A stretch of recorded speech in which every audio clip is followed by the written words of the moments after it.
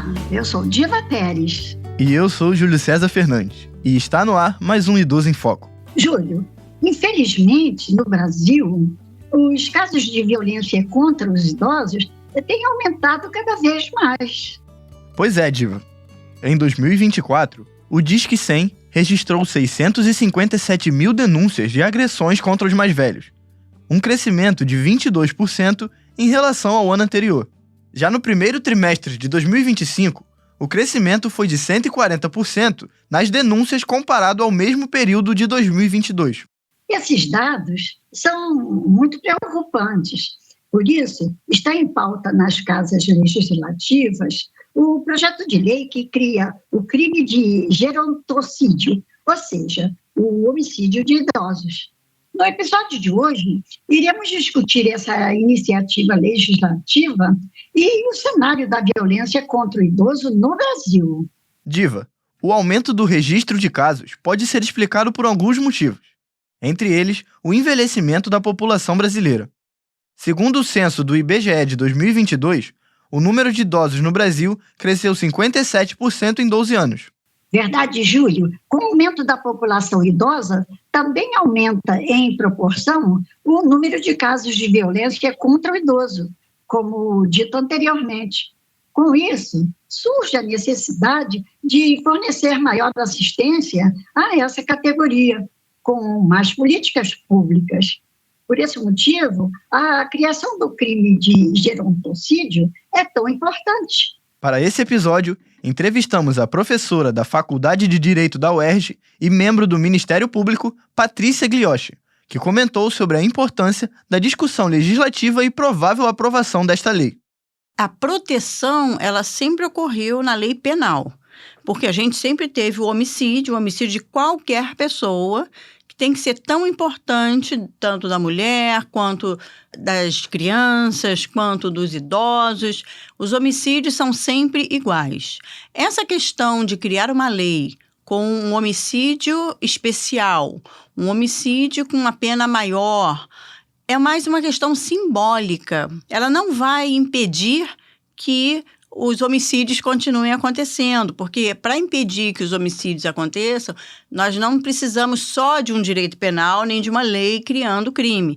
Nós precisamos de toda uma estrutura social que compreenda a situação do idoso para que possamos não matar nenhum idoso.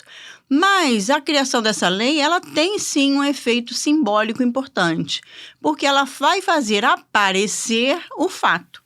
Júlio, a criação dessa lei entra num contexto muito parecido com a lei do feminicídio, que expôs a situação da violência de gênero no Brasil. Ela não impede que os crimes sejam cometidos, mas parecem demonstrar um compromisso da legislação em tipificar de forma específica esse tipo de homicídio, além do agravamento das penas. A Patrícia destacou as principais diferenças na aplicação das duas leis, tanto a do feminicídio e principalmente a do gerontocídio, como vem sendo discutida no Congresso. Para praticar feminicídio, a gente tem algumas características na lei. Então, não basta simplesmente matar uma mulher para que isso seja feminicídio. Para que seja feminicídio, tem que matar a mulher por desconsiderar ela como mulher ou em caso de violência doméstica. E nós temos agora esse crime de gerontocídio, que é um crime onde vai ser criado um crime à parte, como o feminicídio, mas o projeto de lei como está, ele não vai criar nenhuma excepcionalidade no fato de matar um idoso.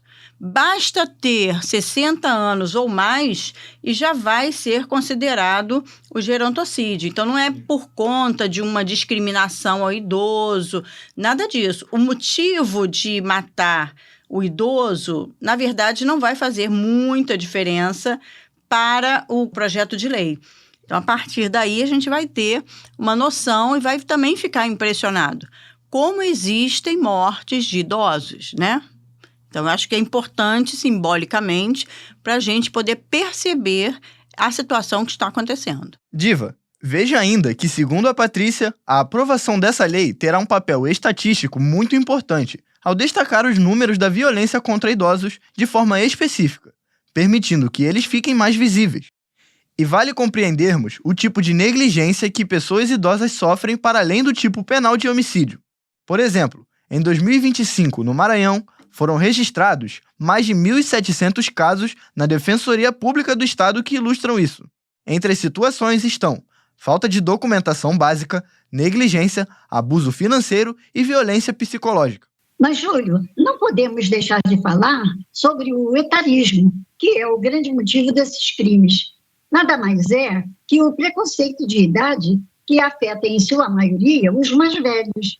O idoso que sofre desse estigma é descredibilizado em relação às suas habilidades e competências, ou mesmo destratado e invisibilizado.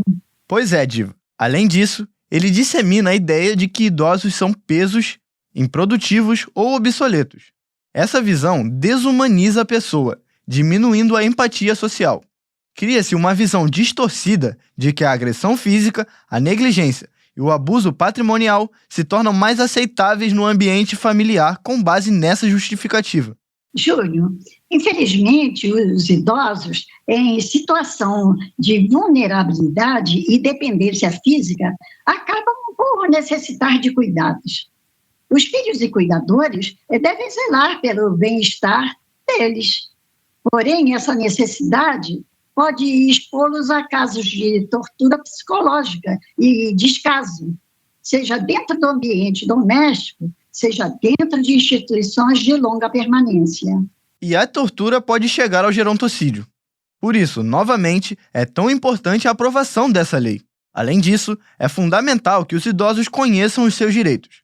A Patrícia refletiu sobre o cenário das políticas públicas no Brasil de proteção à terceira idade. Quando começaram a se perceber que existem pessoas mais velhas e que precisam da política pública, aí é que se foi pensar qual política pública que eu vou usar. E muitas vezes, quem vai fazer essa política pública pode não ter noção do que é ter essa idade.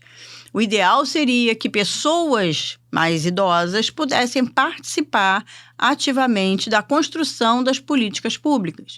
E dentro das políticas públicas também a questão da legislação. A gente ainda está aquém do necessário, mas é algo que tem que ser construído a partir de necessidades que vão surgindo. O idoso mais idoso, ele não está mais dentro de casa, quietinho, doente, não. O idoso mais idoso, ele está na sociedade. E aí ele começa a mostrar as suas necessidades. E aí começa a construir a política pública. Diva, no cenário das políticas públicas para a terceira idade, temos a mais importante delas, que é o Estatuto do Idoso. Essa lei garante direitos fundamentais às pessoas idosas, como saúde e moradia, além de punir crimes como negligência, discriminação e violência. Essa lei é, de fato, muito importante, Júlio. Além de punição, o Estatuto do Idoso também traz prevenção. Patrícia também explicou a função do Estatuto do Idoso nesse papel de garantir o bem-estar dos mais velhos. O Estatuto do Idoso é uma lei muito importante, sem dúvida nenhuma. Ela traz crimes importantes, mas ela trata também de prevenção, de cuidado, de proteção desse idoso. Então, nós temos aí também todo um mecanismo que a gente volta a falar aí desde o início, né, de políticas públicas que podem ser implementadas a partir do Estatuto do Idoso. Então, ele tem uma questão de tutela coletiva dessas instituições de longa permanência, e ela determina quem é que vai fiscalizar essas instituições, o que pode ser feito para evitar que essas pessoas fiquem jogadas e esquecidas nessas instituições. Ela coloca a importância grande da família. A família não pode abandonar um idoso. A família não pode, ainda que sob pretexto que tem que trabalhar, alguém tem que cuidar do idoso. Ok, Diva. Explicamos todo o contexto social da lei do gerontocídio. Mas sabe o que falta? Sei sim, Júlio. Temos que explicar agora alguns detalhes do projeto de lei. Antes de tudo, é importante falarmos em que etapa da tramitação estamos. A lei foi aprovada na Câmara dos Deputados e agora será analisada pelo Senado Federal. Caso o Senado aprove sem promover novas alterações no texto, faltará apenas a sanção do Poder Executivo, isto é, o Presidente da República, para que entre em vigor. Isso aí, Diva.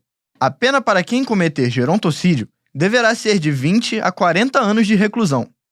Porém, algumas condições podem agravar a situação. A principal envolve idosos com deficiência ou doenças degenerativas. A pena poderá ser de 26 a 53 anos nesses casos. Outra situação que aumentaria a pena para os infratores seria por encomenda de milícias privadas sob o pretexto de prestação de serviço de segurança, ou por grupo de extermínio. Isso já pensando na discriminação que o idoso pode sofrer em virtude de etarismo. Não para por aí, Júlio. O gerontocídio será considerado crime hediondo, ou seja, crime de extrema gravidade, que causa repulsa social. Além disso, as circunstâncias também podem qualificar o crime, assim como acontece no homicídio comum, como o uso de arma de fogo, motivo fútil ou manipulação. Para fechar sobre os detalhes desse projeto de lei, Diva, se por acaso o crime se enquadrar tanto em feminicídio quanto em gerontocídio, por exemplo, uma mulher idosa vitimada por discriminação de gênero, a lei que prevalecerá é a do feminicídio. Excelente, Júlio. A Patrícia finalizou comentando sobre a portabilidade de doença degenerativa ser o fator mais agravante para o aumento da pena. Uma das causas de aumento da pena é essa situação, por considerar que ele vai ser mais vulnerável nesses casos. De fato, quando as pessoas estão envelhecendo, a possibilidade de elas terem algum tipo de doença vai ser maior. Nós vamos ter mais pessoas na sociedade com doenças degenerativas. E a gente não pode discriminar isso.